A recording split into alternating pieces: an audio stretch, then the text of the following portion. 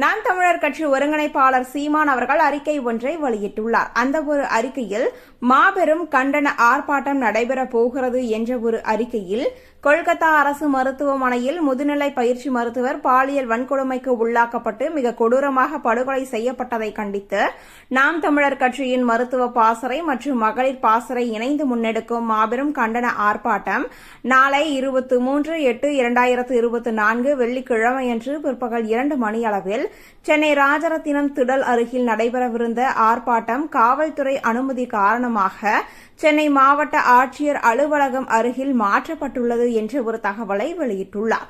அது மட்டுமல்லாது இந்த மாபெரும் கண்டன ஆர்ப்பாட்டத்தில் கட்சியின் மாநில, மண்டல, மாவட்ட, தொகுதி உள்ளிட்ட கட்சியின் அனைத்து நிலை பொறுப்பாளர்களும், அனைத்து பாசறைகளின் அனைத்து நிலை பொறுப்பாளர்களும், நாம் தமிழர் உறவுகளும், பொதுமக்களும் பெரும் திரளாக பங்கேற்குமாறு கேட்டுக் கொள்ளப்படுகிறார்கள் என்று அந்த அறிக்கையில் குறிப்பிட்டுள்ளார். அது மட்டுமல்லாது தற்பொழுது அண்ணன் சீமான் அவர்கள் பேசிய ஆடியோ ஒன்றும் சமூக வலைதளங்களில் மிக வேகமாக பரவி வருகிறது. என் உயிருக்கினிய உறவுகள் அனைவருக்கும் அன்பு வணக்கம்.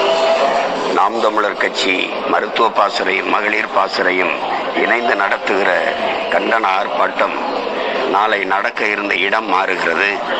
சென்னையில் மாவட்ட ஆட்சியர் அலுவலகத்திற்கு முன்பு நடக்க இருக்கிறது. என் அருமை உறவுகள் அனைவரும் அங்கு வந்து சேருக. நன்றி, வணக்கம். நாம் தமிழர்.